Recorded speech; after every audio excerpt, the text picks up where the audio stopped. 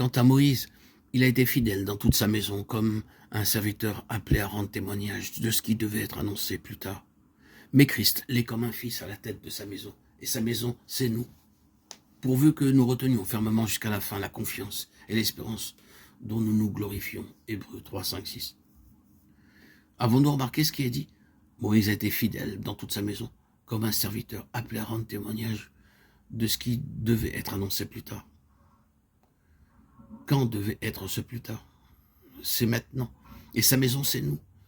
La maison de Dieu est quelque chose que Dieu a reporté en principe de ce qui était ancien à ce qui est nouveau. Pierre dit que nous sommes une maison spirituelle, mais il y a ici une chose qui doit nous être très claire. Lorsque nous employons ce terme de maison, nous pensons habituellement à un lieu dans lequel vivent des personnes. Mais telle n'est pas la signification de ce mot ici. Je ne sais pas si nous comprenons le changement que nous allons faire, mais connaissons-nous la différence qui existe entre une maison et une maisonnée? Une maisonnée est différente d'une maison. Une maisonnée représente deux choses. Les personnes qui habitent dans un lieu et l'ordre qui y existe. C'est une maison dans laquelle existe un certain ordre. C'est la maison de Dieu composée de ses enfants qui se trouvent sous son ordre. Il est un Dieu d'ordre. Il n'est pas simplement soucieux que les choses soient faites, mais il veut qu'elles soient faites selon sa voie. La manière dont les choses sont faites lui importe tout autant que le fait qu'elles le sont. La maison de Dieu est une maison dirigée par Dieu, selon l'ordre de Dieu. Chacun de ses occupants doit être soumis à l'Esprit de Dieu et se trouve sous le gouvernement de Jésus-Christ. Nous pourrions nous arrêter très longtemps sur la maison de Dieu. Cependant, si nous considérons de quelle manière Dieu avait ordonné la vie d'Israël dans l'ancienne dispensation, nous comprendrons combien il était strict à l'égard de ce qui était fait et de la manière dont tout devait être fait. La maison spirituelle et céleste de Dieu fut établie au jour de la Pentecôte et ce fut dès lors son nouvel ordre. Nous verrons comment, en ces premiers jours de la vie de l'Église, deux choses arrivèrent. Dieu demandait que son ordre nouveau fût observé. Les apôtres eux-mêmes n'étaient pas parvenus tout à fait à reconnaître ce nouvel ordre. Ils étaient encore attachés à quelque chose de l'ordre ancien, et lorsque le Seigneur se dirigea vers les gentils, les non-juifs, alors qu'il s'agit de Corneille, le gentil, Pierre dit « Non, Seigneur, ce n'est pas selon l'ordre ancien, je n'ai pas été enseigné de cette manière.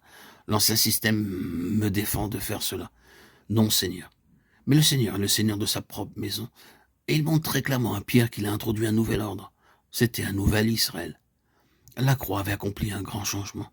Ce que Dieu a purifié ne le regarde pas comme impur. Acte 10, 15. La croix a mis de côté toute impureté et nous avançons sur une base nouvelle. Pierre en arriva à comprendre cela.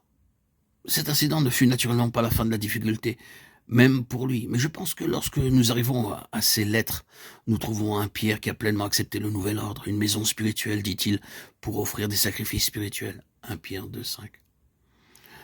Mais nous voyons que dans le livre des Actes, nous sommes en présence de deux lignes. Il y a le mouvement de l'Esprit de Dieu concernant le nouvel ordre, mais il y a aussi le mouvement de l'Esprit mauvais contre cet ordre nouveau. Il y a ce terrible épisode de Ananias et Saphira qui violent le nouvel ordre de la maison de Dieu. Ils introduisent leur propre intérêt personnel et Pierre explique la situation de cette manière. Pourquoi Satan a-t-il rempli ton cœur que tu aies menti à l'Esprit Saint? Acte 5, 3. En ce terrible jour, le nouvel ordre fut violé. Satan jeta un coup à ce nouvel Israël. Mais pour montrer combien Dieu est jaloux pour son ordre céleste, nous voyons ce qui arriva à ces deux malheureux. Dieu a donc posé très clairement les principes et il est très jaloux pour son ordre nouveau. Seule la détresse peut en résulter si nous sortons de l'ordre de Dieu. S'il est arrêté, tout sera dans la confusion. Sa maison, c'est nous. Hébreux 3, 6.